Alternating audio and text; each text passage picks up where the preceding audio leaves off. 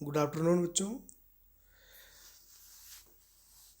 आज हम मध्यकालीन भारतीय इतिहास के अंतर्गत, जिसमें हमारा चैप्टर चल रहा था मुगल राजवंश, उनके प्रमुख शासक, उनकी प्रमुख विजय इत्यादि के बारे में। कल के प्रकरण में हमने मुगल वंश के तीसरे शासक अकबर के शासनकाल, उनकी दक्षिण विजय इत्यादि के बारे में अध्ययन किया। आज हम मुगल वंश के चतुर्थ शासक जहांगीर, जो कि अकबर के पुत्र थे, उनके शासनकाल के बारे में अध्ययन करेंगे। जहांगीर 1605 ईस्वी से 1627 ईस्वी में दिल्ली सल्तनत पे आसीन रहे। इनका जन्म है वो आगरा में शेख सलीम चिश्ती की कुटिया में हुआ।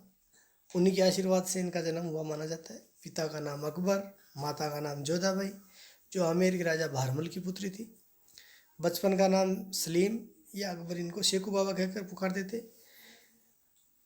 जहांगीर ने कई विवाह किए। उनमें प्रथम विवाह आमेर के राजा भगवान दास की पुत्री मानबाई से, जिसे खुसरो उत्पन्न हुआ। अन्य विवाह मारवाड़ के राजा उदय सिंह, जिन्हें मोटा राजा कहा जाता था, की पुत्री जगत गोसाई से, शाही जमाल से।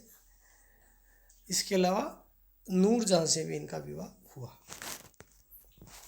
जहांगीर के पुत्र खुसरो, परवेज, खुर्रम, शहरियार, जहांदार, ये जहांगीर के 5 पुत्र थे। जहांगीर का राज्याभिषेक है वो 1605 ईस्वी में हुआ।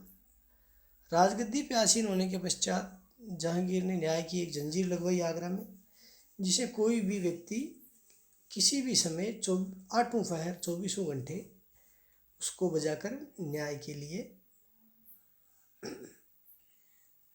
जहांगीर से न्याय की मांग कर सकता था, न्याय के लिए गुहार लगा सकता था। जहांगीर ने अनेक नए नियम बनाए, जिसमें संपत्ति के उत्तराधिकार से संबंधित नियम बनाया कि यदि ऐसा व्यक्ति जो उत्तराधिकार विहीन व्यक्ति है, या ऐसे व्यक्ति जिसकी कोई उत्तराधिकारी नहीं है, उसकी मृत्यु के पश्चात उसकी संपूर्ण संपत्ति पे राज्य का अधिकार हो जाएगा और उसे सार्वजनिक व्यय में खर्च किया जाएगा। इसके अलावा तंबाकू पे प्रतिबंध लगा दिए। तंबाकू को पुर्तगाली लोग हैं वो भारत में लाए थे। कोई भी जागीरदार बिना आज्ञा के विवाह नहीं करेगा। सप्ताह के 2 दिन,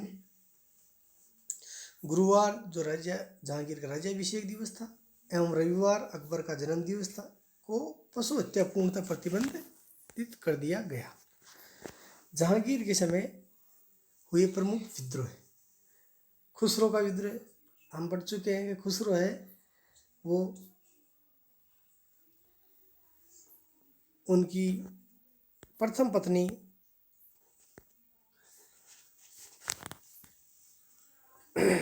मानबाई का पुत्र था,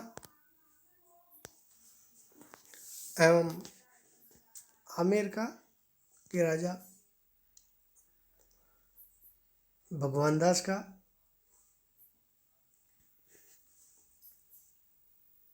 दोहिता था।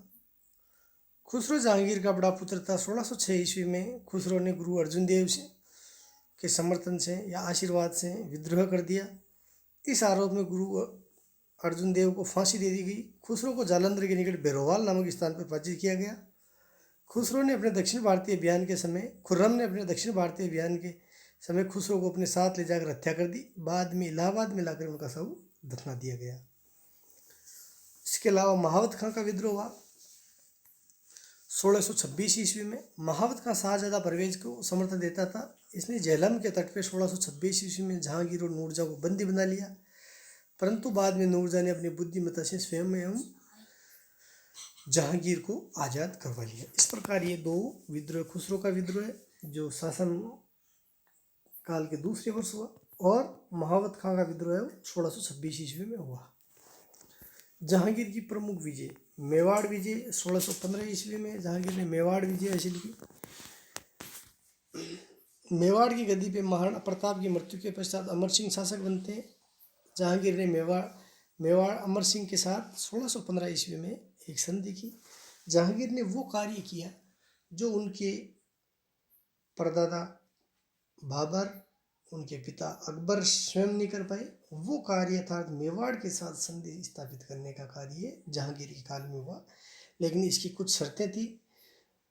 मुगलों के साथ राजपूत महिलाओं से विवाह न करने की शर्त, अर्थात मेवाड़ के साथ वैवाहिक संबंध स्थापित नहीं किए जाएंगे। दूसरी शर्त थी चित्तौड़ के किले की मरम्मत नहीं की जाएगी। अर्थात चित्तौड़ का किला है वो जैसे का तैसा ही रहेगा, उसकी मरम्मत का कार्य मेवाड़ के राणा नहीं कर पाएंगे। अमर सिंह को व्यक्तिगत रूप से दरबार में हाजिर न होने की शर्त। जहांगीर या अकबर के शासनकाल में सभी राजा महाराजा हैं वो मुगल दरबार में उपस्थित होते थे, लेकिन मेवाड़ के महाराणा अमर सिंह को स्वयं मुगल दरबार में उपस्थित होने से छूट दी गई। उनके स्थान पे उनके पुत्र कर्ण सिंह है वो दरबार में उपस्थित होते थे।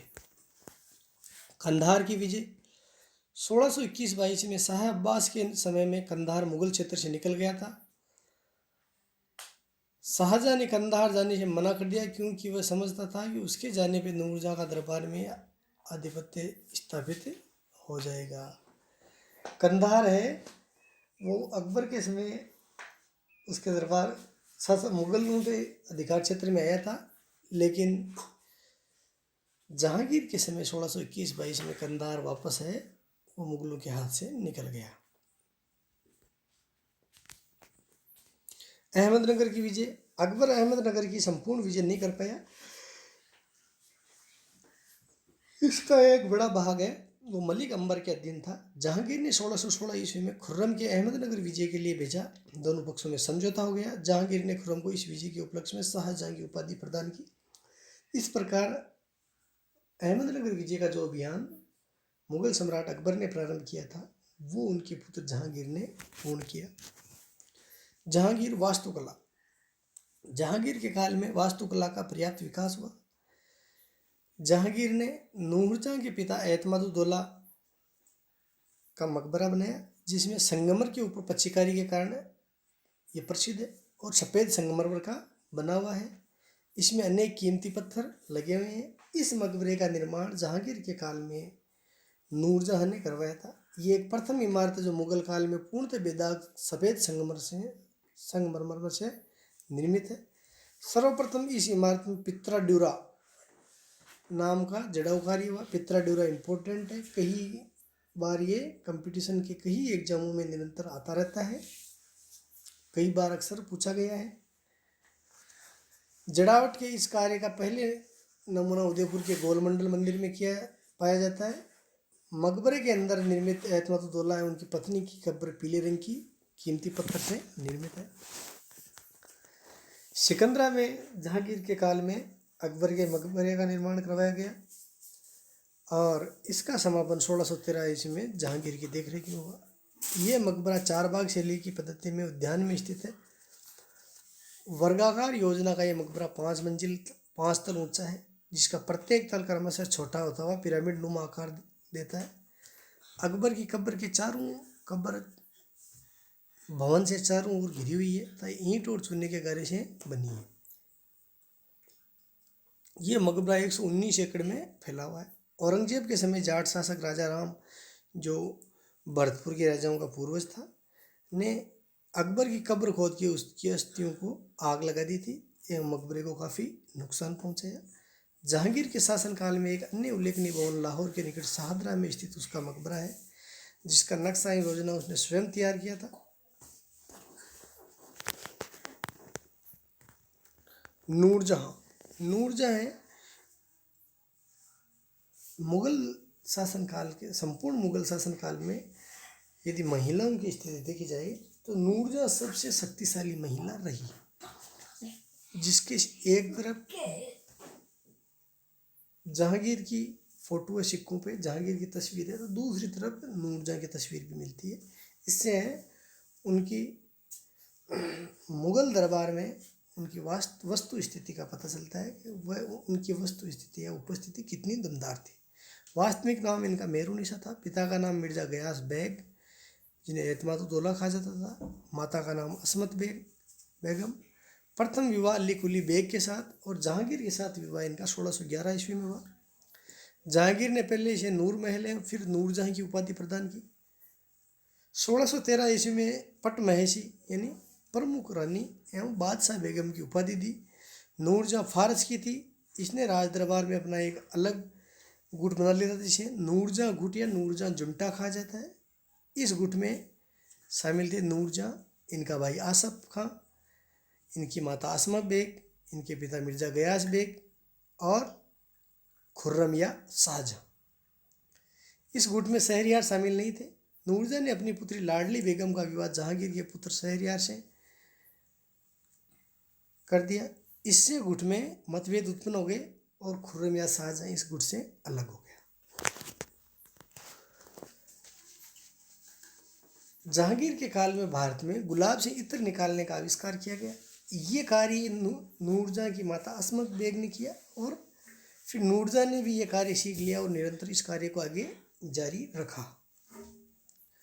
जहांगीर की मृत्यु 1627 ईस्वी में जहांगीर कश्मीर के लौटते समय राजौरी के निकट उन्हें दमे का दौरा पड़ा और 7 नवंबर 1627 ईस्वी को भीमबार नामक स्थान पर जहांगीर की मृत्यु हो गई। इसे शाहदरा में रावी नदी के तट पर दफनाया गया। नूरजहां की मृत्यु भी लाहौर में हुई थी। जहांगीर एक प्रसिद्ध गायक कलाकार भी थे। इस प्रकार से जहांगीर के शासनकाल की ये प्रमुख घटनाएं हैं। आज हमारा प्रकरण बस इतना ही है। अगले प्रकरण में हम फिर मिलेंगे। ओके, धन्यवाद बच्चों। शांतिपूर्वक सुनने